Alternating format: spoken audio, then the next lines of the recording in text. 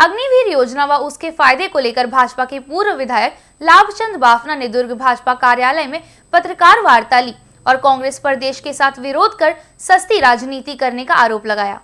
देश के साथ विरोध की अपनी सस्ती और हल्की राजनीति का कांग्रेस पर आरोप लगाते हुए भाजपा के पूर्व विधायक लाभचंद बाफना ने बुधवार को जिला भाजपा कार्यालय में पत्रकार वार्ता आयोजित की, जिसमें अग्निवीर योजना से युवाओं को मिलने वाले लाभ के बारे में बताया और साथ ही कहा कि देश भर में जहां भी अग्निपथ के खिलाफ जितने भी उपद्रव हुए हैं उन सभी के पीछे कांग्रेस की भूमिका रही। साथ ही अपने पत्रकार वार्ता में लाभचंद बाफना ने बताया कि चुनावी जुमला अलग है और देश की सुरक्षा अलग। गौरतलब है कि लाभचंद बाफना ने कहा कि अग्निपथ योजना के तहत युवाओं को 4 साल बाद भी उतना ही सम्मान मिलेगा जितना रिटायर्ड सेना के जवानों का होता है।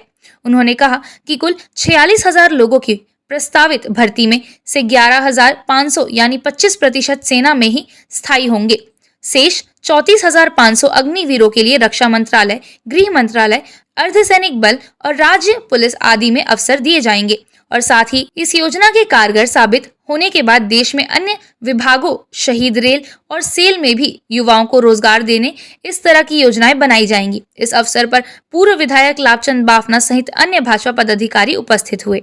सेनाओं को सशक्त बनाने के उद्देश्य से ये अग्निपथ योजना अग्निवीरों को समर्पित है और जिसका देशव्यापी और खासकर हमारे छत्तीसगढ़ में, पूरा हिंदुस्तान में एक दिन के लिए जो भी आंदोलन प्रदर्शन हुए थे उसके बाद छत्तीसगढ़ में प्रायोजित तरीके से जो यहाँ पर सत्याग्रह का रूप दिया गया, जो निश्चित रूप से निंदनीय है। देश के साथ विरोध की अपनी सस्ती और हल्की राजनीति से कांग्रेस बाज आए, उसके लिए आज उनको पूरा 1 करोड़ रुपए की राशि में नहीं, एकदम ही ये लोकतंत्र है कि एक तरफ विक्रम मंडावी जैसे कहते हैं कि बिहार में आग लगा दी गई है कार्यालयों में, रेलवे स्टेशन में, छत्तीसगढ़ वाले क्यों नहीं लगा रहे हैं। आसिफ मेनन ये कहते हैं कि कार्यालयों में आग लगा देनी चाहिए, ये करनी चाहिए। तो निश्चित रूप से ये अच्छे लोकतंत्र का संकेत नहीं है, इसलिए ऐसा नहीं करना। 25% को वहाँ पर सीधे सेना में उनका चयन होगा, 75% जो सेवानिवृत्त होंगे उनको 11,71,000 रुपया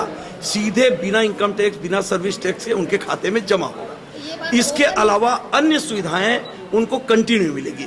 और हिंदुस्तान के 7-8 प्रदेशों ने कल तक लिखित में दे दिया था कि वहां पर लोकल पुलिस भर्ती हो चाहे अन्य भर्ती हो, उसमें पूरी की पूरी प्राथमिकता उनको मिलेगी। हम सबको मालूम है कि सेना से लाखों लोग सेवानिवृत्त हो चुके हैं पिछले 40-50 वर्षों में, और उनका कितना मान सम्मान हमारे समाज में रहता है। अन्य जितनी संस्थाएं हैं, अन्य जितनी मल्टीनेशनल कंपनियां हैं, वो उनको कैसे प्राथमिकता देती है। और 4 साल जब वो पूरी ट्रेनिंग लेकर आएंगे और राष्ट्रभक्ति से ओतप्रोत होकर आएंगे और यंग जनरेशन आएगा, एक समय तो वो 40-42 साल का रिटायर होने के बाद अगर आता है तो निश्चित रूप से कई मल्टीनेशनल कंपनियां और कई जगह एज बार हो चुकी रहती है। मगर यहाँ तो मात्र वो 25 साल की उम्र में ही आ जाएगा, 26 साल की उम्र में आ जाएगा। इस साल कोरोना के कारण 2 साल की लिमिट बढ़ाई गई है, इसलिए वो 27 साल में आ जाएगा। और 27 साल की उम्र मैं समझता हूँ हिंदुस्तान के किसी भी चपरासी से लेकर बड़े से बड़े पद के लिए कहीं पर भी इससे कम उम्र नहीं मांगी जाती। इसलिए वो अपनी योग्यता अनुसार हर दिशा में आगे बढ़ सकता है, हर क्वालिफाई कर सकता है, हर